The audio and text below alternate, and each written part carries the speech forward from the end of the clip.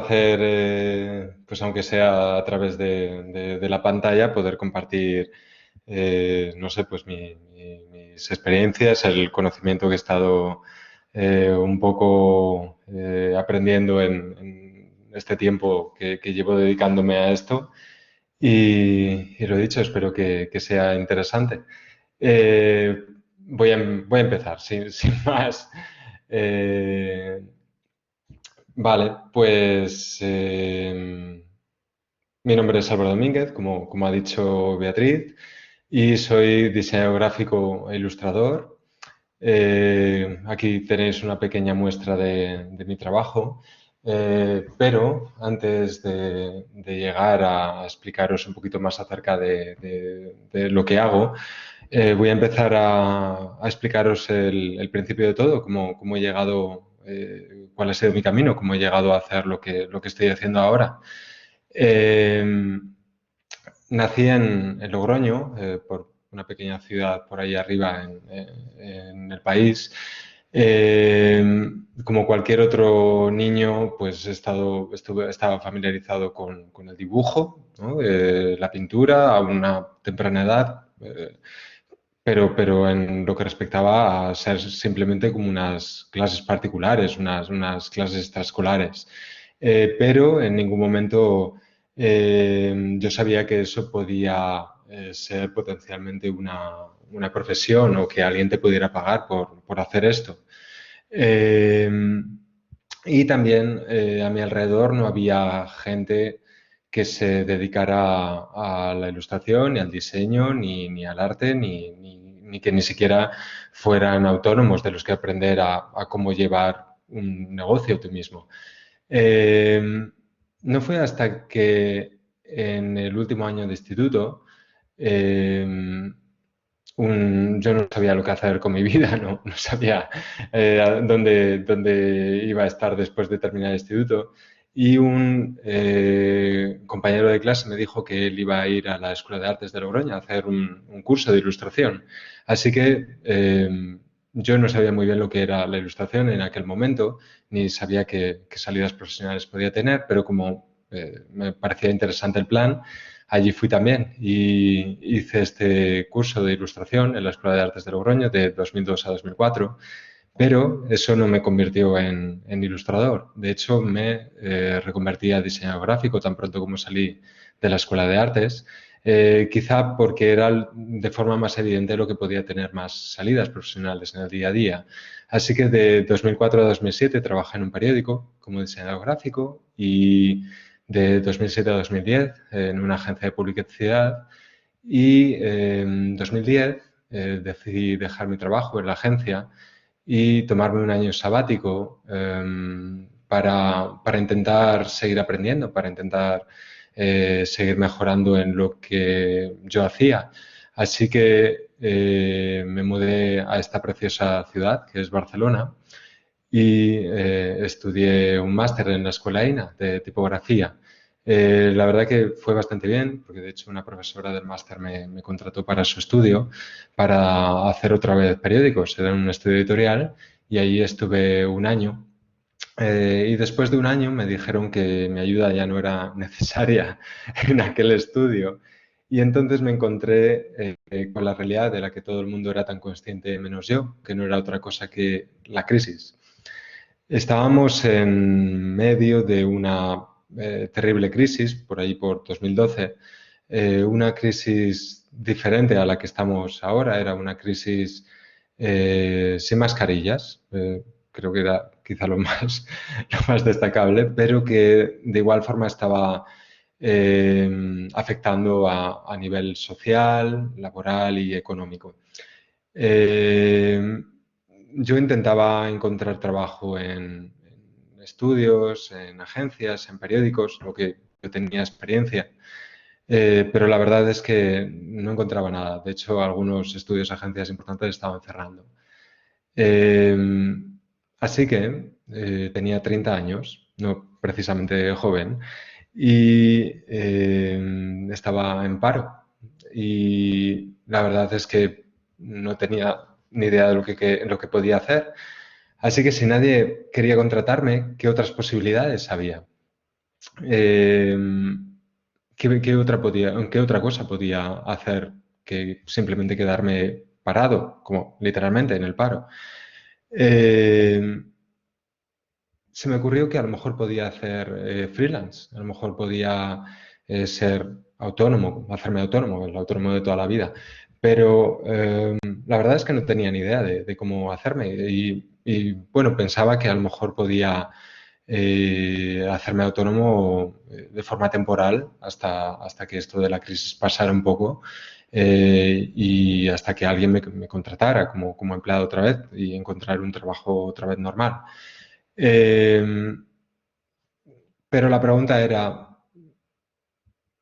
¿freelance de qué? O sea, ¿de qué podía hacer? Porque no estaba encontrando mucho de diseñador gráfico y qué otras opciones había. Estuve sopesando algunas otras opciones, pero quizá la que más sentido tenía era ser ilustrador, ya que había estudiado ilustración. Y como estaba familiarizado con los periódicos, estaba familiarizado con la figura del ilustrador editorial. La verdad que me inspiraba mucho gente como, por ejemplo, Paul Serre o Christoph Niemann. Son ilustradores editoriales, también diseñadores, pero sobre todo conocidos por su trabajo en la ilustración editorial. Para revistas como, por ejemplo, Time, New York Times, New Yorker o Wire. Y la verdad que su trabajo me inspiraba mucho. Y no sé, pensaba que quizá a lo mejor podía hacer algo parecido a lo que ellos hacían. Quiero decir, entiéndase, parecido a mi nivel. No, no forzosamente para estas revistas, eh, pero quizá algo a mi nivel, de una forma un poquito más modesta. Esto se lo comenté a mis padres.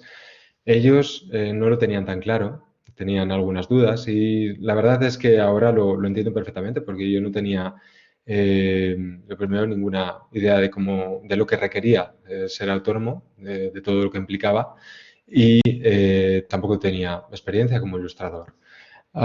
Pero, pese a ello, en 2013 empiezo esta carrera como ilustrador editorial freelance y para empezar, bueno, pues me hago un pequeño portafolio, eh, como veis, ridículo, casi, casi avergonzante, que como yo esperaba que me contrataran a mí con este portafolio. Ahora ya sé hacerme alguno mejor, pero en aquel entonces era lo más que podía hacer, pues lo que veis aquí. Eh, y empecé un poco a familiarizarme de cómo era esa situación de la ilustración editorial en España.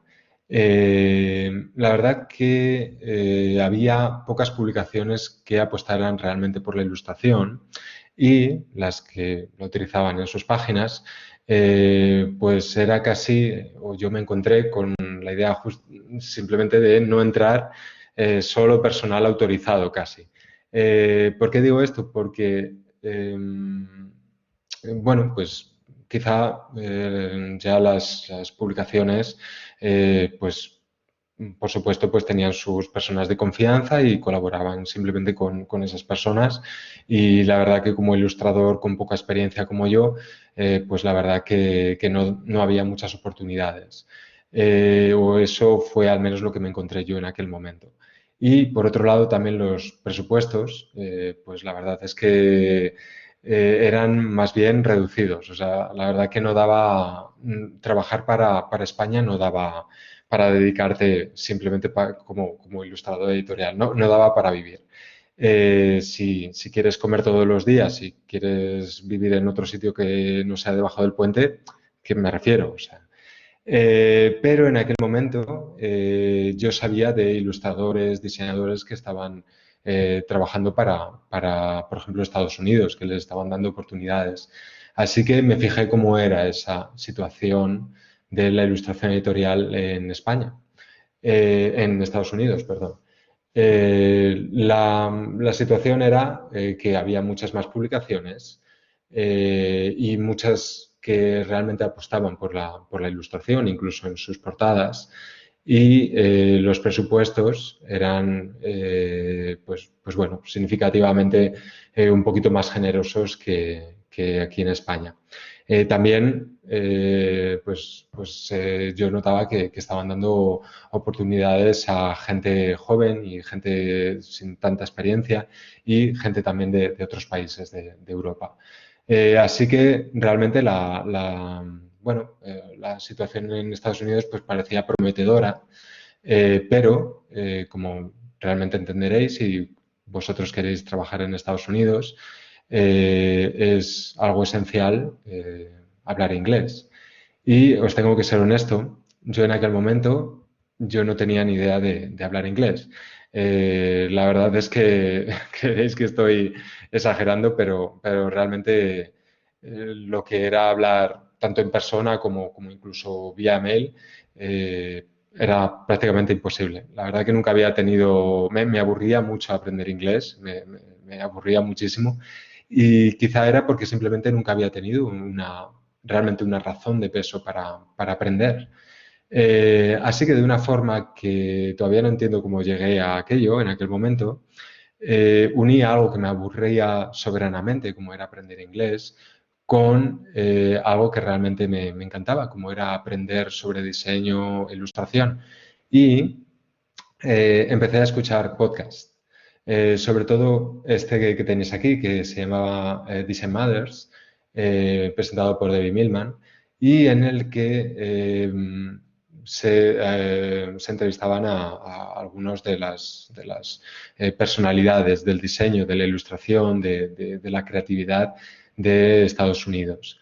Yo poco a poco me iba poniendo esas entrevistas y pues mientras trabajaba o mientras hacía cualquier otra cosa o incluso prestando como 100% atención a las entrevistas, yo me las ponía y terminaba la entrevista y me las volvía a poner y terminaba otra vez y me las volvía a poner y terminaba otra vez y me las volvía a poner así como 5, 10, 15, 20 veces seguidas. Había días que simplemente me escuchaba una entrevista como sin parar. ¿Para qué? Para irme familiarizando con el vocabulario, ¿no? O sea, eso tan para mí desconocido como era el inglés, pues bueno, pues poco a poco me fui un poco familiarizando con, bueno, mira, ¿qué han dicho aquí? Esta palabra, ¿qué quiere decir?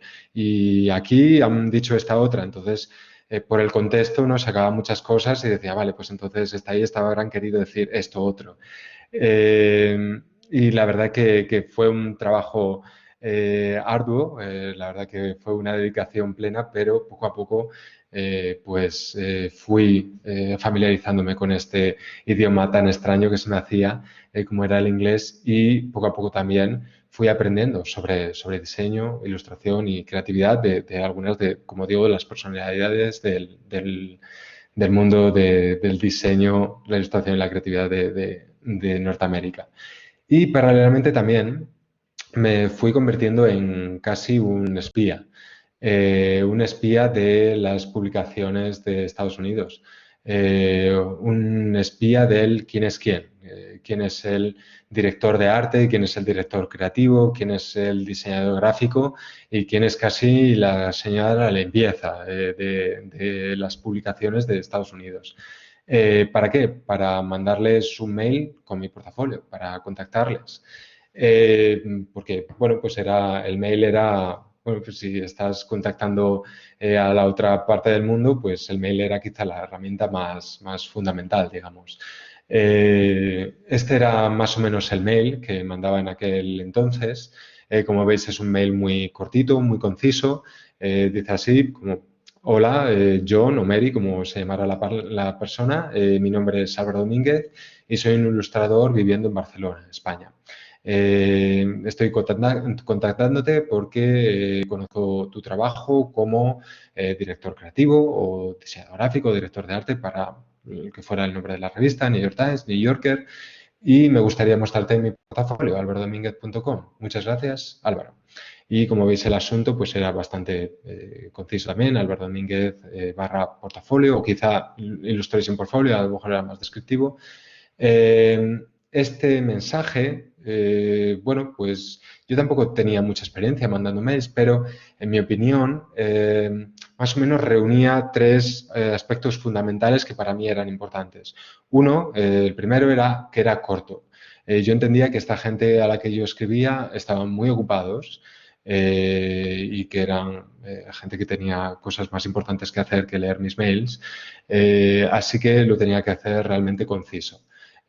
También personalizado. Para mí era fundamental que no fuera un mail genérico. Siempre no me ha gustado nada ese tipo de mails que son muy genéricos, que dicen algo así como, hola, señor, señora, aquí le mando mi portafolio y se ven las 100 direcciones en la barra de direcciones. Pues yo creo que si alguien tiene que invertir tiempo en ti, leyendo tu mensaje, abriendo ya tu mail, leyendo tu mensaje e incluso abriendo tu web para ver tu trabajo e incluso ya contestándote. Eso es mucho tiempo para alguien ocupado. Entonces yo creía que para que alguien tan ocupado invirtiera todo ese tiempo, primero yo tenía que invertir tiempo en esa persona, saber cómo se llamaba, qué se dedicaba, en dónde trabajaba, qué tipo de trabajo hacía, era un mínimo, en mi opinión. Y también otra cosa fundamental era que fuera muy fácil ver mi trabajo. Hoy yo creo que más que nunca la persona a la que queramos contactar pues difícilmente va a estar tranquilamente en su oficina, ¿no? Con su pantalla de 20 y pico pulgadas. Ahora pues muchos estamos en nuestras casas trabajando en nuestros portátiles bueno, ya estamos a lo mejor consultando nuestros mails en el móvil cuando estamos comiendo o en el baño. O sea que tampoco he sido nunca muy amigo de mandar PDFs que pesen como 20 megas, ¿no? Siempre he tenido la idea de que no quería que nadie se descargara nada en su dispositivo que no quisiera y que pesara mucho. O sea que para mí, que estuviera simplemente mi trabajo a un clic, ¿no? Que pudieran verlo tranquilamente, para mí tener una web desde el primer momento, aunque no había hecho mucho, era fundamental, ¿no? Tener un lugar en el que pudieran ver mis trabajos. Así que eso era todo, estaba preparado ya para mandar mi mail. Simplemente me quedaba esa dirección de mail a la que contactar. Normalmente estas direcciones de mail están, por lo menos yo que trabajo para publicaciones, normalmente las publicaciones lo ponen en su web, o sea, toda la gente que trabaja en la publicación ponen los mails. A veces, incluso los directores de arte, a veces tienen blogs o redes sociales en donde dicen, oye, pues este es mi email, mandadme vuestro portafolio. A veces ha habido ocasiones que me lo he encontrado.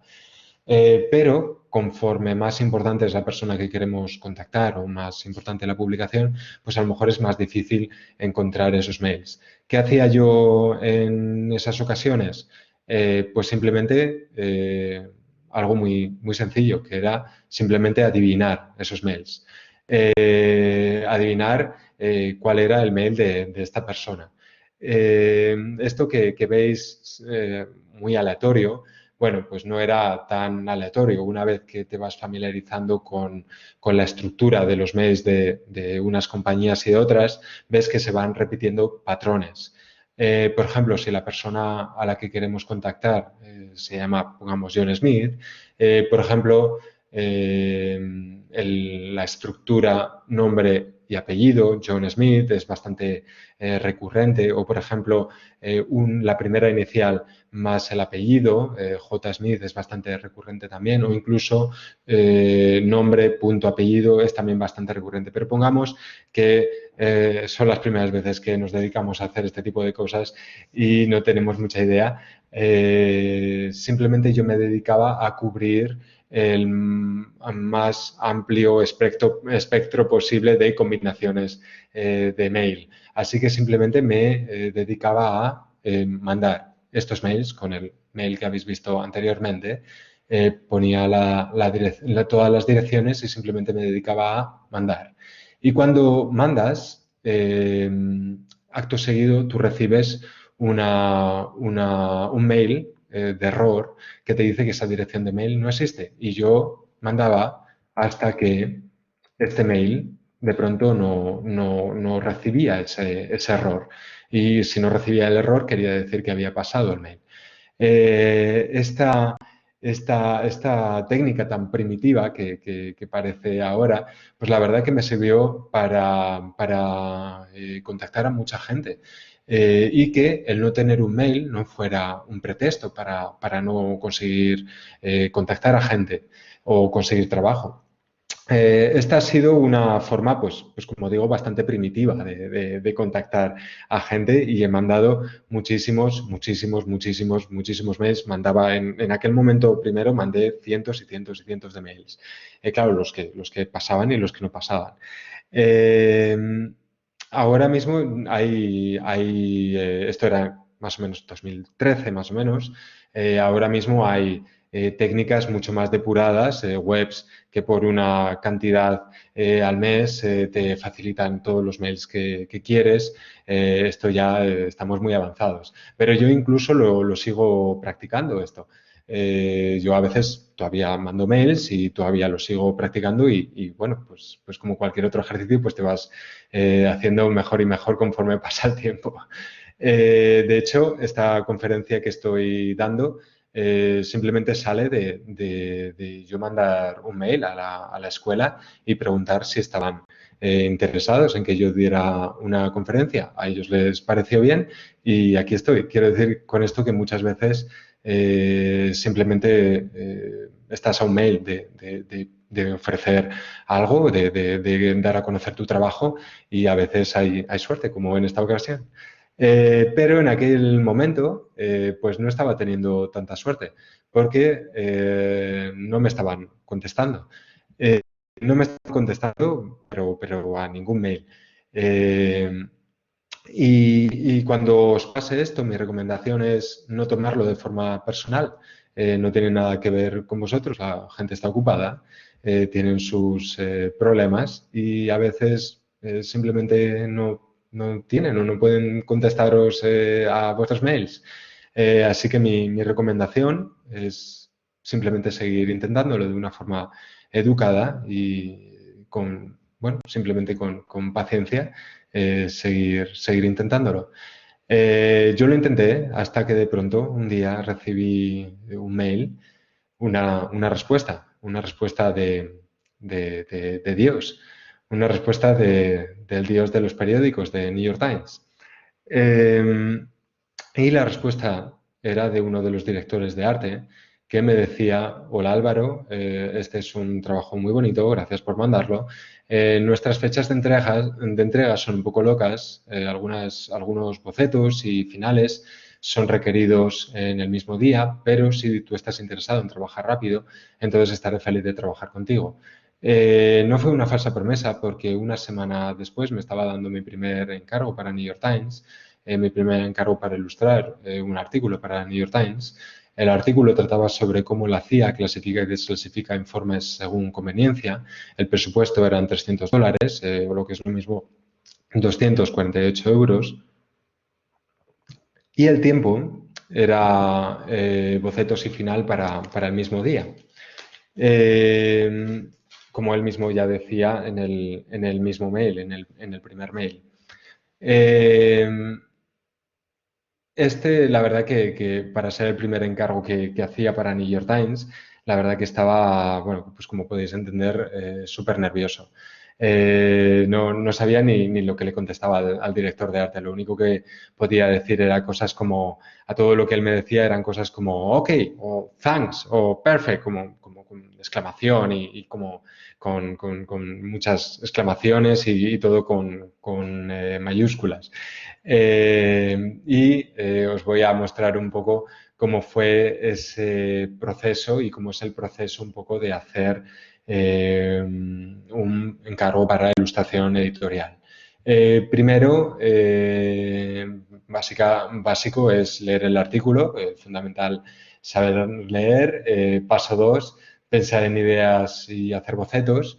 Pensar en ideas, con esto quiero decir yo a veces cuando voy escribiendo cuando voy leyendo me voy apuntando pues algunas palabras o algunas frases que son susceptibles de poder funcionar visualmente, ¿no?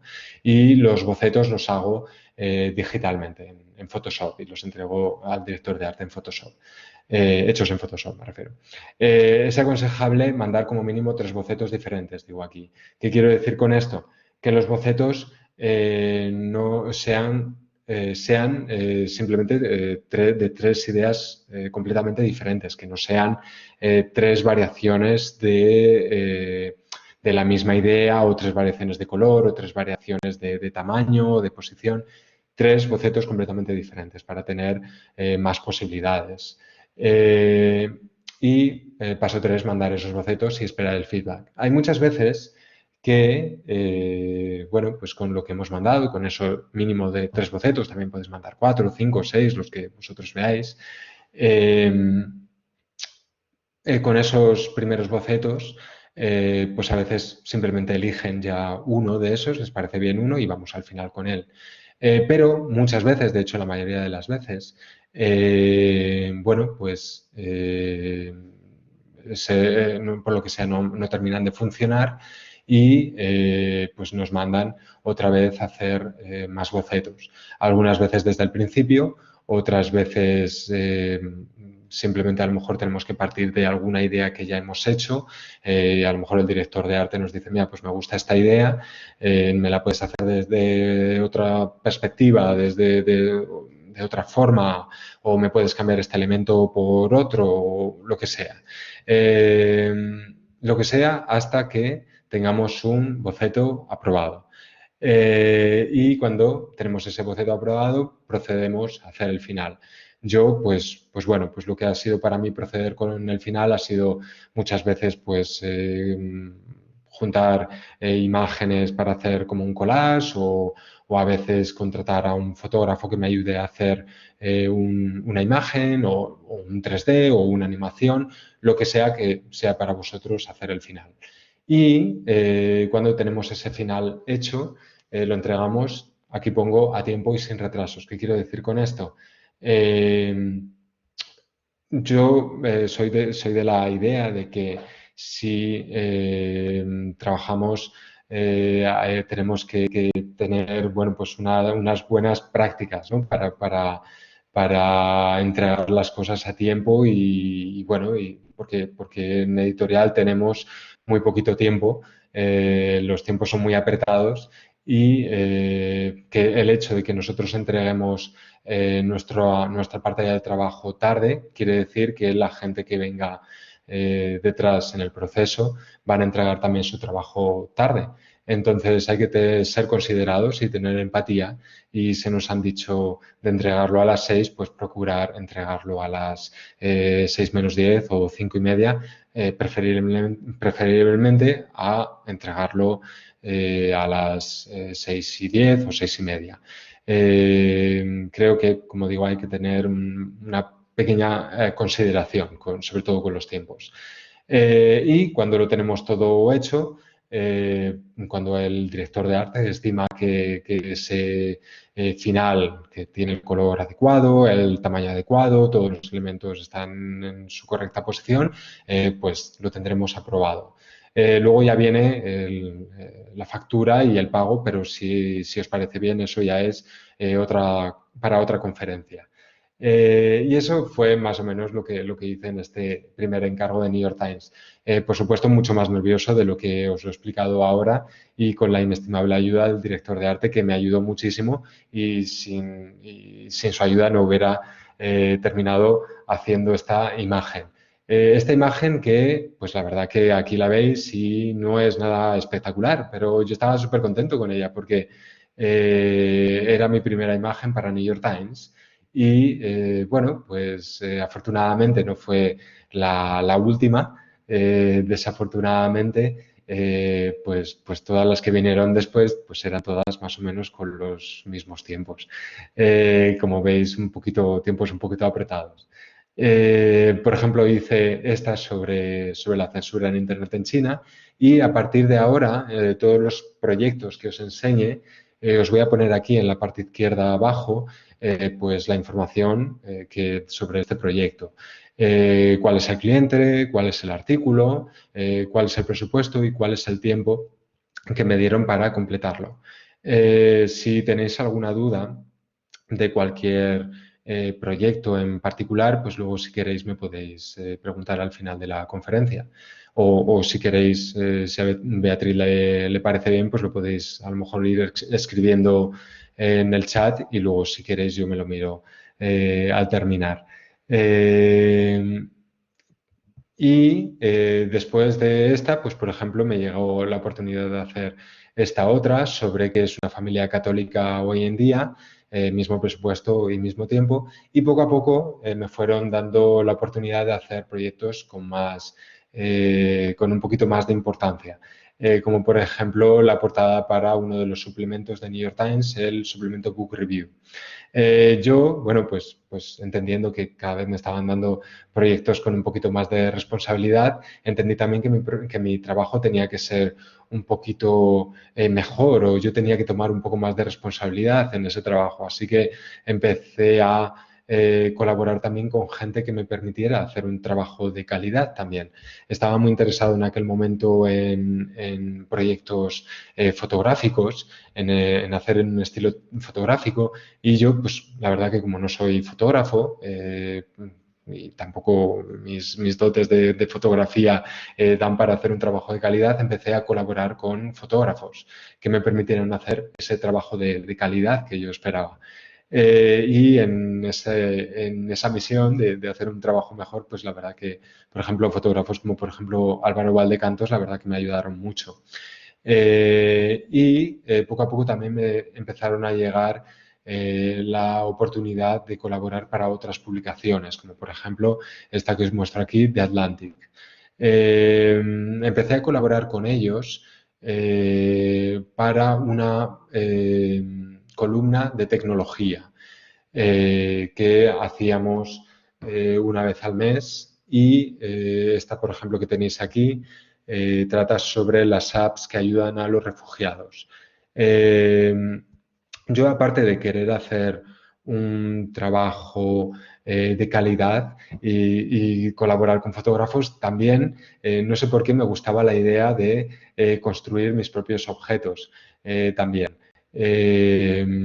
Así que empecé a colaborar con un taller que tenía cerca de casa y que me permitían, que me ayudaban en la idea de construir cosas con madera, cosas con metacrilato, cosas con plástico, como por ejemplo el móvil que tenéis aquí. La verdad que eran súper pacientes conmigo y no sé, a lo mejor les caí bien, pero la verdad que con los tiempos que les venía siempre pidiendo que me ayudaran, la verdad que se portaban muy bien conmigo, with Taller. Y empecé a colaborar bastante con The Atlantic y bueno, pues hacía imágenes como la que veis aquí sobre la estimulación del cerebro o por ejemplo estas sobre los sentidos.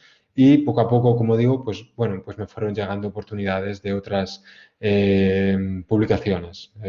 Estas publicaciones me iban viendo poco a poco en otras publicaciones, que estas publicaciones estaban apostando por mí, así que ya no era un ilustrador bueno, pues era ahora un ilustrador que estaba haciendo cosas, pues por ejemplo, para New York Times, para Atlantic, entonces era más fácil apostar por mí y bueno, yo nunca dejé de mandar mi portafolio, así que una cosa y otra, la verdad que ayudaba a dar mi trabajo a conocer.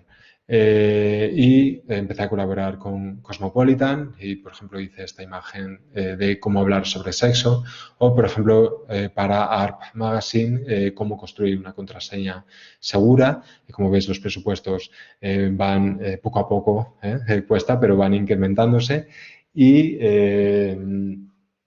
también, paralelamente, empecé a dejar de hacer ese trabajo tan arduo y tan difícil y tan trabajoso que era el construir y hacer fotos y empecé un poco a colaborar con artistas 3D que me ayudaran a crear estas imágenes. Por ejemplo, esta imagen para el partido, para el político, y esta imagen trata sobre el Partido Republicano luchando contra la industria del porno. Y en ella, el artista 3D Ricardo Rey, pues la verdad que me ayudó mucho en el proceso de hacerla y me ha ayudado muchísimo en muchas imágenes que he creado en los últimos años. Y, por supuesto, pues el proceso era un poquito más simple, ¿no? Que si yo lo hubiera hecho pues contratando a alguien que supiera construir neones, ¿no? Y luego que el fotógrafo le echara una foto y eso, bueno, pues la verdad que a nivel de tiempo y presupuesto pues se llegaba en situaciones que era bastante inviable. Así que para los que estéis familiarizados con el 3D sabréis que, bueno, que la imaginación es el único límite para ello. O sea que la verdad que la ayuda en ese sentido de Ricardo Rey en estos últimos años ha sido fundamental. Y poco a poco también me fueron dando oportunidades de colaborar, de hacer encargos para portadas de revista, para hacer las portadas, como por ejemplo esta para The New Republic o esta para Barron's, o incluso mi trabajo se empezó a ver más y más y me empezaron a pedir proyectos para fuera, incluso editorial, como por ejemplo Showtime, para hacer pósters para la séptima temporada de la serie Homeland. Y como ves, los presupuestos, bueno, pues son un poquito más generosos comparados con editorial, 2.500 por bocetos y 10.000 por dos pósters finales. Pero este proyecto que veis aquí tan importante, que estaba en las calles de Nueva York y en las calles de Hollywood también, pues bueno, luego veis que la gente no respeta nada y que los pósters terminan así. Y poco a poco, pues como digo, me fueron dando la oportunidad de hacer portadas para revistas cada vez más importantes, como por ejemplo una revista que tiene bastante renombre en Estados Unidos, como es Newsweek. Y me dieron la oportunidad de hacer la portada para la revista, para la portada para el Mundial de Rusia de 2018. Y otra vez colaboré con el artista 3D Ricardo Rey. Os voy a enseñar algunos bocetos que mandé. Básicamente, si tienes que hacer una portada sobre el Mundial de Rusia, bueno, pues es básicamente juntar elementos que tengan que ver con el fútbol, como por ejemplo un balón de fútbol o un estadio de fútbol o el trofeo del Mundial, con cualquier elemento que haga mención a Rusia, como por ejemplo las muñecas rusas o Putin o el estilo constructivista. Al final eligieron esta y fuimos con el final con esta, con la ayuda de Ricardo Rey. Eh, y la verdad que estaba teniendo muchas oportunidades de trabajar con muchas publicaciones, como por ejemplo Fast Company o Wired o New Yorker o BuzzFeed o todas las revistas habidas por haber en los kioscos estadounidenses. Y la verdad que estaba trabajando muchísimo. Lo primero, lo que pensaba cuando me levantaba por la mañana era en el trabajo y lo último en lo que pensaba cuando me iba a la cama era en el trabajo.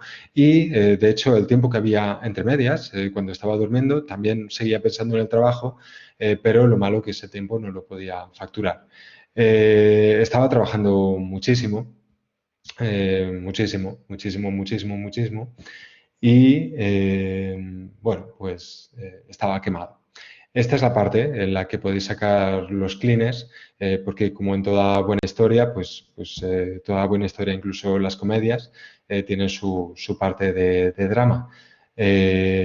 Así que estaba quemado y aunque me iba bien de puertas para afuera, se me veía como alguien que estaba haciendo un buen trabajo, alguien como un ilustrador de éxito, yo en realidad me sentía muy inseguro y me sentía con muchas inseguridades y muchos miedos. Y vosotros podréis decir qué tipo de miedos, o si tampoco eres diseñador, eres ilustrador, tampoco no tienes una profesión de riesgo, ¿no? No eres un bombero, un policía, un médico o algo así, ¿no? Dadme un momento para beber agua y hablaros un poco más sobre estos miedos.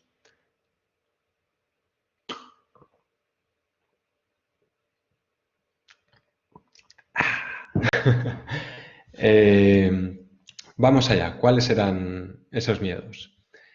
Tenía miedo de no tener ideas nuevas e inteligentes nunca más, tenía miedo de que no me vuelvan a dar ningún encargo, tenía miedo de lo que otras personas puedan pensar sobre mí y mi trabajo, tenía miedo de no tener suficiente confianza, tenía miedo de no ser lo suficientemente profesional, tenía miedo de no ser tan bueno como los demás, tenía miedo de la competitividad, tenía miedo al éxito, tenía miedo al fracaso, de que nadie vea mi trabajo, de que lo vea mucha gente, de sentirme atrapado en un estilo, de que sea demasiado tarde para hacer un cambio en mi carrera, de manejar mal la presión de la perfección, de la imperfección, de trabajar en algo que mis padres no entienden, de no disfrutar de mi trabajo, de sentir que no puedo durar muchos años trabajando de esta manera, de no saber lo que estoy haciendo con mi vida, de la incertidumbre, de preocuparme demasiado, de tener miedo, de estar estresado, de enfermar, de que si enfermo no puedo trabajar, de que si enfermo y no puedo trabajar no podré ganar dinero, de quedarme sin dinero, de que mi mujer me deje, de morir solo, de que nadie vaya a mi funeral incluso.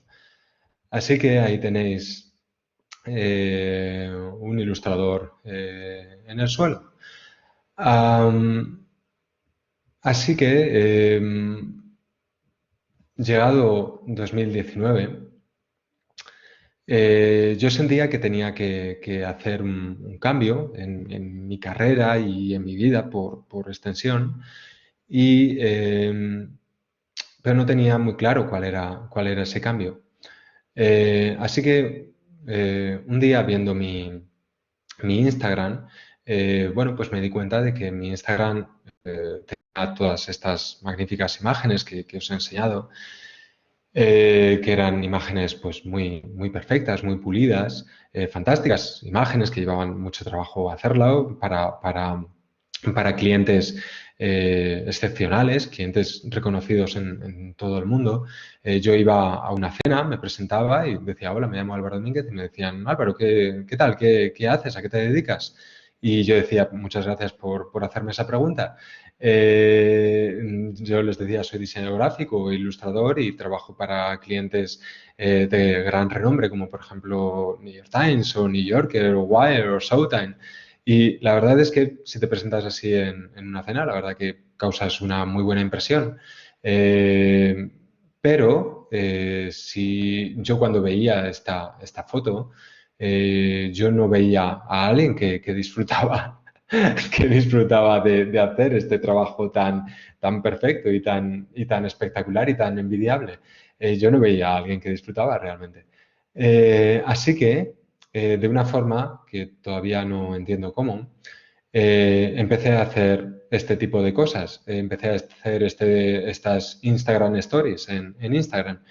Para los que no sepáis lo que son las Instagram Stories, bueno, pues son una parte de Instagram que te permite subir fotos o vídeos por 24 horas, y a los que se les puede añadir, bueno, GIFs o emojis o, bueno, la gente normal, pues, por ejemplo, si está de vacaciones, pues sube una foto de sus vacaciones bueno, pues pone un emoji, una palmera, por ejemplo, o una cara sonriente, todo, bueno, con precaución, ¿no? Con una o dos cosas. Pues como veis, pues empecé a hacer todo tipo de cosas que nada tenían que ver con mi trabajo, nada con ese trabajo tan pulido y tan perfecto, como un poco caótico, en la búsqueda un poco de disfrutar, ¿no? Que ese que estaba en ese perfil de Instagram disfrutara un poco más de lo que hacía. Y empecé a poner, pues eso, arcoíris y perritos y gatitos y bananas bailando y explosiones y corazoncitos y de estrellitas y confeti. Gente que me conocía me empezaron a escribir y me dijeron, y me empezaban a decir, Álvaro, ¿estás bien? ¿Necesitas hablar de algo? ¿Eres tú? ¿Te han hackeado la cuenta? ¿Te ha hackeado la cuenta una niña de 6 años?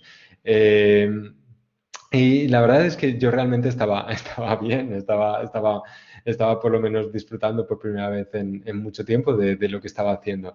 Y no lo hacía por los seguidores, o no lo hacía por obtener likes, sino simplemente lo hacía porque realmente era un hábito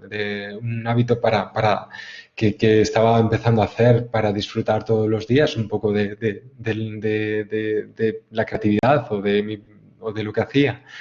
Y en esta idea de hábitos, me ayudó mucho este libro. Este libro, del que yo no me llevo ningún tipo de comisión por recomendar, ni conozco al tal James Clear, pero me ayudó mucho a comprender algo que no conocía hasta ese momento, que era la idea de hábitos y cómo un pequeño cambio o introducir un pequeño hábito en tu día a día, por muy insignificante que fuera, como hacer estas Instagram Stories, haciéndolo a largo plazo puede tener un impacto grande en tu vida y en tu carrera. Hacer estas Instagram Stories por una semana o 2 semanas, pues la verdad que no tiene mucho impacto, pero si lo estás haciendo durante un mes, 3 meses, 6 meses o un año, tiene un cierto impacto. Sea cual sea ese impacto, tiene un gran impacto. Y esto es lo que empecé a hacer con mi profesión, y no solo con mi profesión, sino con mi vida también, porque inspirado por este libro, empecé a hacerme este calendario, y esta es una foto de mi frigorífico, y empecé a hacer unos hábitos que me ayudarán a mejorar un poco mi calidad de vida, no solo mi profesión, sino también mi vida. Bueno, pues estos hábitos, yo me puse una lista que quería mejorar, cada vez que hacía uno al día, pues le ponía una X. Si no lo hacía, pues no le ponía la X. Como veis, algunos perduraron y otros, bueno, pues fue un poquito más difícil que se asentaran. Básicamente se fundamentaban en tener un mayor control de mi tiempo, de la procrastinación, de mi uso de mi tiempo, añadir hábitos saludables como era hacer ejercicio o la meditación, esas Instagram Stories que eran el origen de todo, y algo que se convirtió en algo fundamental para mí, que fue la lectura. Yo pasé básicamente de leer absolutamente nada, ni los prospectos de los medicamentos leía, ni la parte de atrás del champú, a leer todos los días y a leer libros bueno, yo la verdad es que no recordaba la última vez que había leído un libro. Y la verdad que la idea de leer libros, la verdad que empezó a también enriquecer mi profesión también, y a familiarizarme con ideas que en mi día a día pues no tenía. Y también pues alimentar un poco el intelecto, ¿no? Que la verdad que viene muy bien cuando estás trabajando con ideas. Y poco a poco también la idea del humor.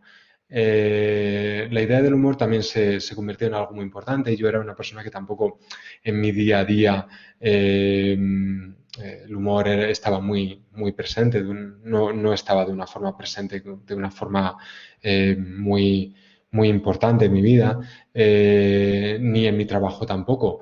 Pero empecé a leer memorias de humoristas. Y también, no sé, quería entender cómo era esa vida de la gente que se dedica a hacer disfrutar a otros. Y también lo que descubrí con las memorias es a saber cómo son las vidas de las personas, de esas personas, y de personas que de pronto se encuentran con obstáculos, y cómo salvan esos obstáculos, cómo solucionan esos obstáculos. Para mí también fue bastante revelador eso. Y con todos estos cambios que estaba implementando, bueno, pues tarde o temprano este Instagram tan rígido y tan perfecto y un poquito también aburrido, por muy perfecto que fuera, empezó a haber ciertos cambios, y empezó a ser este tipo de Instagram. Yo intentaba hacer imágenes todos los días, pero por primera vez no centradas en la perfección, sino simplemente en la cantidad, en hacer todos los días algo. Y a lo mejor, como pasaba, os he explicado con los hábitos, algo que haces una semana o dos, pues a lo mejor no tiene un gran impacto, pero cuando algo lo haces durante, da igual como sea, pero cuando lo haces como durante un año y medio o dos, pues termina, como había dicho anteriormente, teniendo un impacto. Y este era el tipo de cosas que empezaba a hacer, simplemente por el hecho de hacer. Te vas dando cuenta de que te empiezan a contratar por lo que haces. Porque un buen día, en 2019, me contactaron de New York Times para hacer una portada de uno de sus suplementos, el Sunday Review, y uno de los directores de arte me ofreció la posibilidad de hacer esta portada sobre lo que consideramos cute. Lo cute en inglés son los, por ejemplo, bebés o los perritos o los gatitos y cómo reaccionamos hacia esas cosas. Decía el director de arte, podría ser divertido hacer un mashup de imágenes ridículamente cute. Entre paréntesis, vuélvete loco con Getty Images. Getty Images es un archivo de imágenes que usa New York Times pues cuando hacemos encargos de ilustración editorial, pues nos proveen de este banco de imágenes y podemos hacer uso para las imágenes que consideremos para utilizar en las ilustraciones. Y empecé a hacer este tipo de bocetos inspirado un poco en esas Instagram Stories que estaba haciendo. Pues todo lleno de estos arcoíris y estos perritos y estas estrellitas y estos corazoncitos y todo un poco basado en esas Instagram Stories que estaba haciendo. Y la verdad que por primera vez en mucho tiempo, no recordaba la última vez que había disfrutado tanto de hacer un encargo, porque estaba haciendo exactamente las cosas que yo disfrutaba en el día a día haciendo. Y esta fue la portada que eligieron y había disfrutado tanto del proceso, no solo del final, no solo del resultado final, sino de todo el proceso. Así se lo hice saber al director de arte. Le dije que muchísimas gracias por pensar en mí para este encargo, que había disfrutado muchísimo del proceso. Y a lo cual él me dijo, muy feliz de escucharlo, tus ideas han estado produciendo sonidos de alegría, de júbilo, cuando la gente en el periódico las veían, cuando veían los bocetos. Y de pronto al ver esta respuesta, yo entendí que era el principio de algo para mí, era como un nuevo comienzo para mí, mi trabajo, ya que no solo yo había disfrutado de ese proceso de hacer la portada, sino que había hecho disfrutar a gente en ese proceso. Y algunos meses después de esta portada, me contactó Time, previamente yo haberles mandado mi portafolio, como a otras muchas publicaciones, y unos meses después de yo contactarles, me ofrecieron la oportunidad de hacer la portada de la revista. Y de nuevo puse algunos elementos de estas Instagram Stories, algunas explosiones, algunas estrellitas, cabezas flotando, un poco de caos. Y para los que si os estáis preguntando cuánto es el presupuesto de la portada de Time, que para mí era una gran incógnita cuando yo empecé a hacer portadas, pues por ejemplo el presupuesto de esta portada es 3.000 euros. 3.000 dólares, perdón. Al cambio podría ser unos 2.500 euros más o menos. Y el tiempo que tienes para hacerlo, a mí al menos el que me dieron para esta portada fue una semana. Y poco a poco empecé a sentirme más libre para probar cosas nuevas. Yo lo que venía haciendo, básicamente hasta ese punto, estaba muy basado en un estilo fotográfico y sentía que quería probar nuevas cosas. Así que empecé a probar este tipo de dibujos como un poco mal hechos, un poco inacabados, y me puse un poco esa misión de hacerlos todos los días, de subir estos dibujos todos los días a Instagram. Y en esa idea de subirlos todos los días también me lo quise hacer sencillo, me lo quise hacer fácil, porque hacer algo todos los días, bueno, pues hay días que estás más cansado, hay días que estás con menos tiempo, hay días que a lo mejor no estás tan inspirado. ¿Y qué hice para hacérmelo fácil? Para que no fuera difícil cumplir ese cometido de hacerlo todos los días. Me hice este PSD con elementos que me hacían cierta gracia y cada elemento estaba en una capa y yo me abría este PSD cuando podía en el día, a veces era a última hora de la noche, cuando ya había terminado todo y me abría este PSD y empezaba a combinarlos. A veces estaba muy cansado, a veces estaba poco inspirado, pero incluso en el peor día me lo abría y al menos no tenía que empezar de cero. Me combinaba, me pedía muy poco a mí mismo y cualquier cosa que hiciera, bueno, pues valía.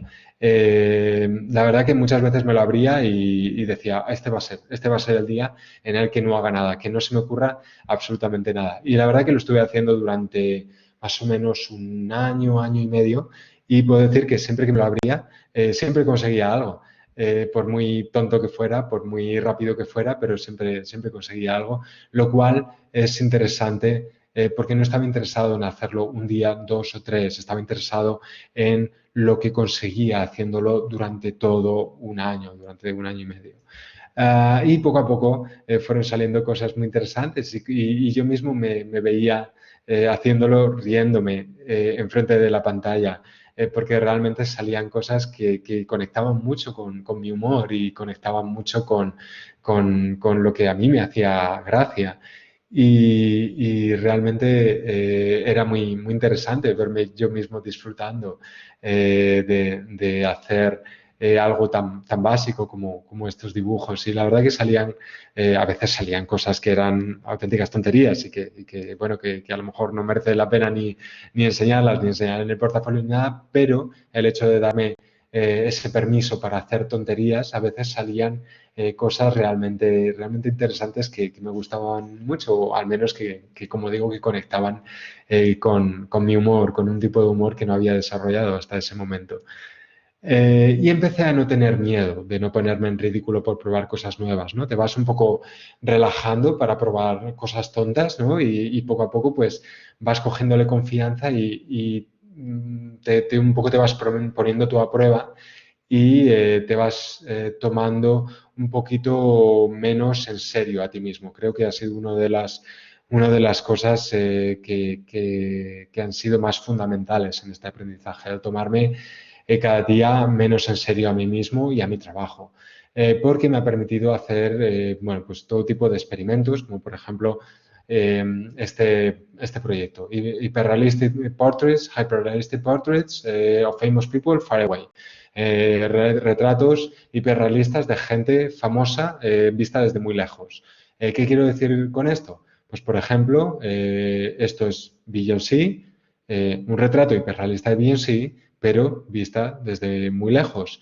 O este es Mark Zuckerberg, o Barack y Michelle Obama, ahí están los dos. O ahí están Coldplay, todo el grupo al completo, y ahí está Chris Martin sonriendo, pero está muy lejos. Y lo gracioso es que, bueno, pues gente que me seguía en Instagram me pidieron retratos de ellos vistos desde muy lejos.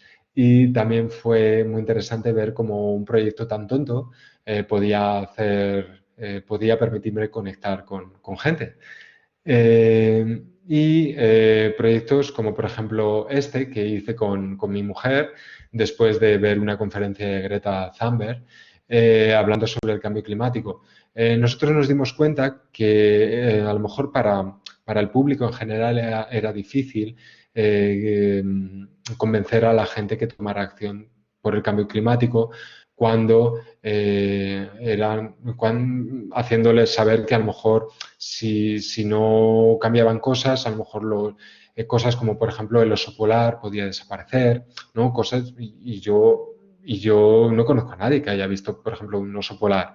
Quiero decir, ni yo mismo he visto un oso polar, o sea que a lo mejor ese tipo de cosas a lo mejor no conectan con la gente, pero decidimos que a lo mejor haciéndole a la gente pensar que si la Tierra va desapareciendo, a lo mejor dejan de tener algunas de sus cosas favoritas, como No Earth, No Instagram, o por ejemplo No Earth, No Porn, o No Earth, No Rihanna, o No Earth, quiero decir, si no lo haces por el oso polar, a lo mejor lo puedes hacer por la pizza. Pusimos estas y otras muchas en una cuenta de Instagram. Mi favorita es No Earth, No Ryan Gosling. La vida no sería nada sin Ryan Gosling. Y seguí haciendo cosas con arcoíris y cosas con caballos, caballos en el espacio, caballos en el agua, pepinillos surfeando, palomas surfeando, caniches surfeando. Y esa libertad que estaba experimentando en mis proyectos personales la empecé a aplicar en proyectos para clientes. Empecé a trabajar más con Wire y empecé a hablar de productividad, por ejemplo, poniendo un gatito, o por ejemplo de temas serios como son el cambio climático. Empecé a hablar de él pues a través del humor, de la sátira, de estas formas un poco, ¿no? Y incluso Wire me dio la posibilidad de hacer la imagen para uno de sus podcasts, el Gadget Lab. Y de nuevo el artista 3D Ricardo Rey me ayudó en este proyecto a sacar un poco esa parte humana de la tecnología. E incluso me dieron la oportunidad de hacer la portada de Wire, que trataba sobre, como me decía la directora de arte en aquel momento, esto era febrero de 2020, me decía, la meta es crear una imagen alarmante que hable sobre dónde está la situación de la crisis, de la situación del cambio climático en aquel momento. Vuelvo a decir que esto era febrero de 2020, no sabíamos todavía lo que nos estaba esperando justo a la vuelta de la esquina, sobre todo de una forma, me pedían hacer una imagen alarmante que hablara del cambio climático de una forma que la gente no estuviera habituada a ver. Me decía que la gente quizá ya estaba cansada de ver caritas tristes o la tierra en llamas, querían ver algo diferente, querían ver algo totalmente diferente a lo que se estaba viendo en aquel momento. Así que yo me lo tomé muy en serio, la idea de que vieran algo diferente, y les empecé a mandar bocetos. Así que les empecé a mandar, por ejemplo, la tierra con muletas, como si hubiera tenido un accidente, o la tierra acuchillada, ¿por qué no? O, por ejemplo, esta me hacía mucha gracia. O, por ejemplo, la muerte de la tierra, el funeral de la tierra, o la tierra cayéndose por el váter. O, por ejemplo, había alguna idea tonta incluso que obviamente sabía que difícilmente podían salir, pero no me ponía limitaciones. Hacía todos los bocetos de la forma más libre posible. ¿Por qué? Porque así aumentaba el rango de posibilidades. Quiero decir que antes a lo único que aspiraba era hacer una imagen perfecta, pero en esta situación había aprendido un poco a abrirme, a mostrar ideas de la forma más abierta posible y sin limitarme, por muy tontas que fueran. Y es algo que todavía me llama mucho la atención y no deja de sorprenderme de cuántas formas se puede interpretar una sola idea, de cuántas formas diferentes se puede explicar un artículo. Como veis, de muchas formas, muchas veces incluso hago un poco de competición conmigo mismo de cuántas formas puedo representar una sola idea. Y incluso mandé esta animación, no sabía muy bien lo que quería decir con ella, pero me parecía divertida y muchas veces incluso te encuentras en la situación de que le mandas cosas a los directores de arte y los directores de arte pues a veces están, como tú, ¿no? Haciendo trabajo y a lo mejor necesitan reírse un poco y muchas veces me veo en la tesitura de lo que los propios directores de arte me dicen. Gracias por mandarme bocetos que sean divertidos porque me has alegrado el día. Y eso también es parte del proceso de hacer a otra gente también que su día a día sea un poquito mejor. Sí puede ser, claro. Y esta fue la imagen que eligieron al final y fuimos al final con esta. Mientras tanto, en Instagram yo seguía haciendo este tipo de cosas, patos con gafas, patos con gafas, patos con gafas, patos con gafas, o toda clase de cosas.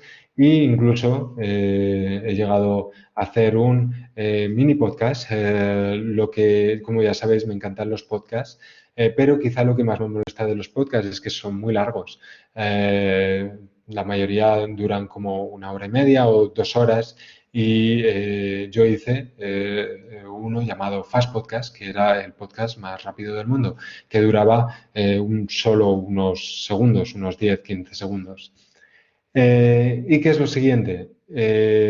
Como ya habéis visto, Instagram me ha ayudado mucho a difundir mi trabajo o al menos a utilizarlo como herramienta para liberarme un poco del trabajo diario. Pero ahora he decidido cerrar la cuenta al público y quitar todos los seguidores por si me arrepentía en el proceso. Lo he decidido por estas tres razones. Una, por el tiempo, porque como todos sabréis, Instagram es un agujero negro del tiempo. Entras 1 minuto para chequear a ver quién te ha dado like y ese minuto se convierte en 10 minutos y se convierte en 30 minutos y se convierte en 1 hora. También y también un poco tener control de ese tiempo, ¿no? Dedicarlo yo a lo que realmente quiera. También, aunque seas consciente de la idea de que los likes no representan realmente fielmente el valor que tenga tu trabajo, bueno, pues también te terminas obsesionando, ¿no? Para lo bueno y para lo malo. Hay veces que para mí que fuera bien una publicación era que ya tuviera 10 likes. Quiero decir, ese era mi nivel, pero había veces que tenían 50 o 100 o 150 o 200 y entonces yo decía, oye, qué bien que ha ido tan bien. Pero entonces veías a otro ilustrador que le daban 1000 o 10.000 o 100.000 y tú decías, bueno, pues vaya, no, los likes es como el dinero, nunca es suficiente. Y había veces que para lo malo también pues ponías una imagen y literalmente le daban un like o 0 likes. Algunas de las imágenes que os he mostrado tenían 0 likes y yo decía, bueno, pero si es que a mí me gusta mucho esta imagen porque a la gente no le gustará. Y lo empiezas a ver también de una forma distorsionada tu trabajo. Y también, bueno, pues quería encontrar otra forma de conectar de una forma menos superficial con mi trabajo.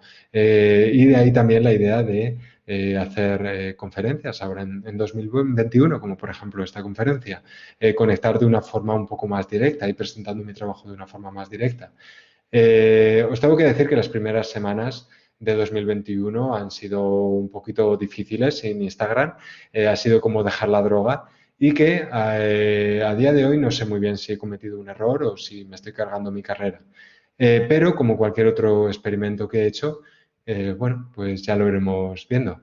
Eso ha sido todo. Muchísimas gracias por vuestra atención y si queréis abrimos un pequeño tiempo para preguntas.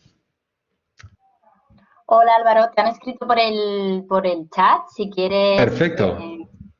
revisar, ha Ajá. escrito López, Yes, Aníbal, así que Perfecto. quieres. A ver. Vale.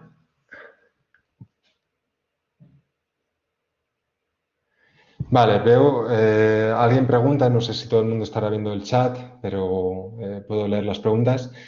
Eh, Quería saber si tú presupuestas los trabajos o es el cliente el que propone el presupuesto.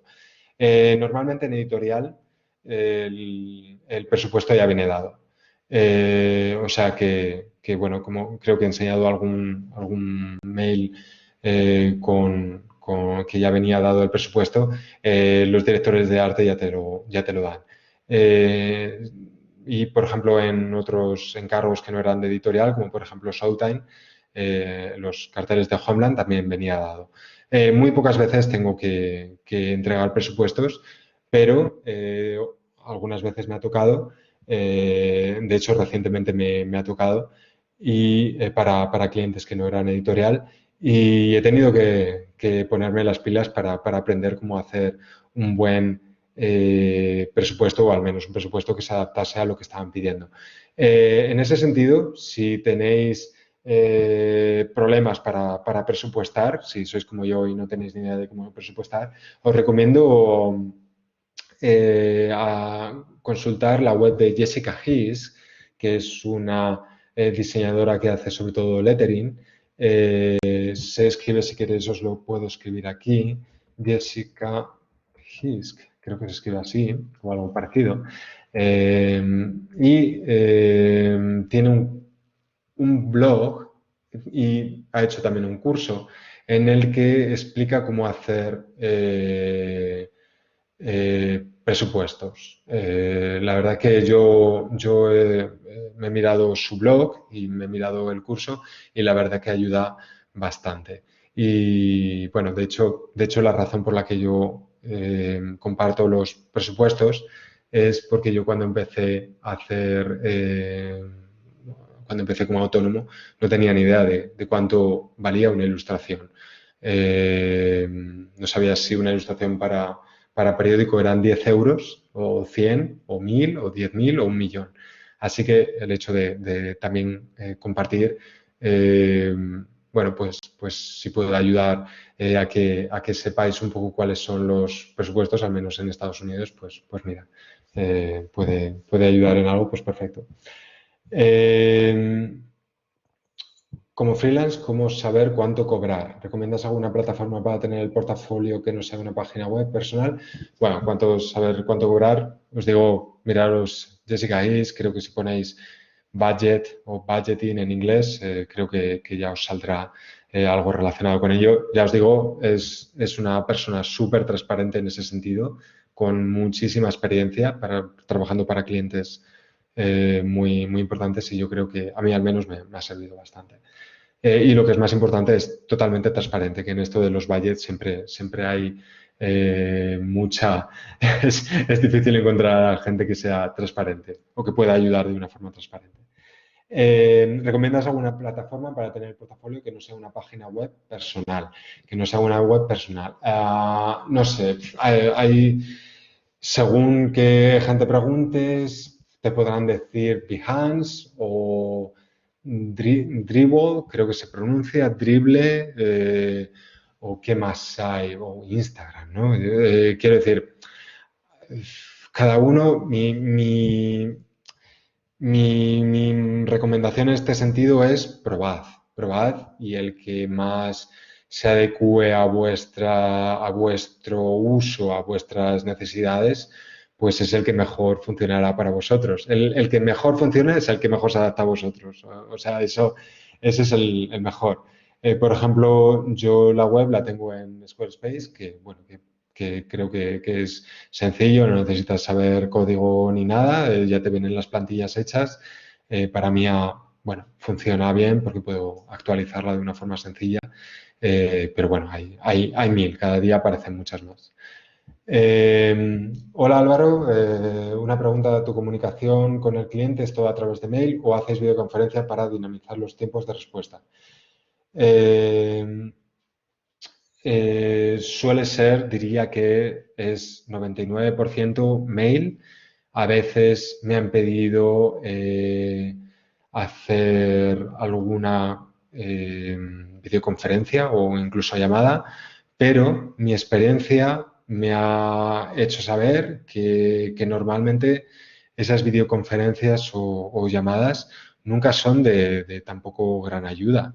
Al menos para mí, nunca me voy de esas videollamadas diciendo, menos mal que he llamado, menos mal que hemos hecho esta videoconferencia, ha sido de gran ayuda, me ha hecho comprender mucho mejor el proyecto. Normalmente no, normalmente, de hecho, me gusta mucho que los directores de arte me expresen todo por escrito y que no se nos olvide la información importante. Incluso si os dijeran de hacerlo por videoconferencia o por llamada, yo si fuera vosotros siempre les diría que por si acaso os mandaran toda la información necesaria vía por escrito, para que quedara todo por escrito.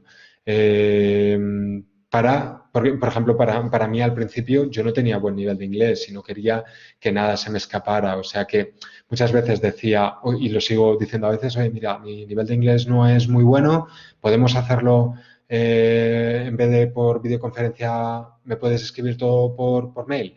Y la verdad que no me he encontrado ninguna vez en la que me digan, No, no, yo quiero hacerla por videoconferencia.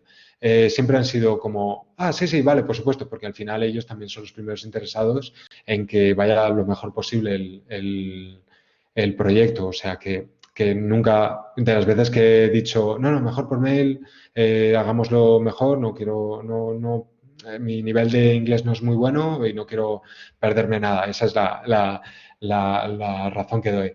Entonces, pues nunca, como digo, me han dicho que no. ¿Has tenido encargos para categoría de cine? De cine, no. Lo único para series de cine, nunca, nunca, nunca. Pero bueno, oye, esperemos que llegue y que los presupuestos sean más grandes, yo qué sé. Eh, a ver, ha sido, no sé si hay más con preguntas. Eh, Elvis Frontini. Ok, no era. Vale, vale.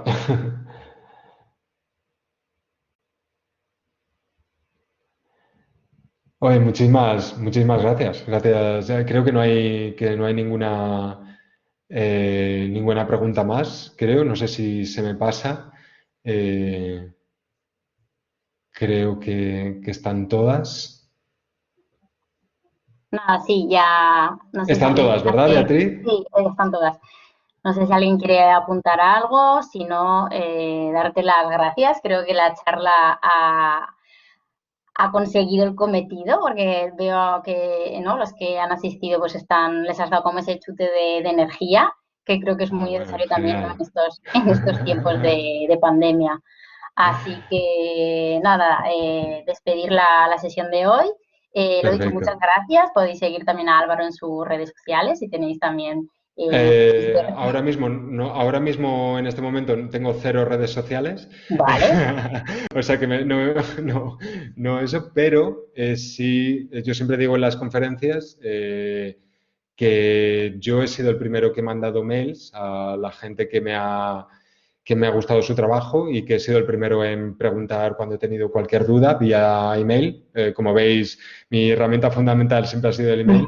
O sea que nada, que si a alguien, por lo que sea, no se le ha ocurrido hoy ninguna duda, pero que dentro de una semana o dentro de un mes o dentro de un año cree que le puedo resolver alguna duda, pues mi mail está ahí, lo podéis encontrar en mi página web, o sea que se sientan libres de escribirme. Yo respondo a todos los mails, incluso a los de spam, a los de Viagra, o sea vale, que con total libertad. vale, genial. Pues nada, muchas gracias.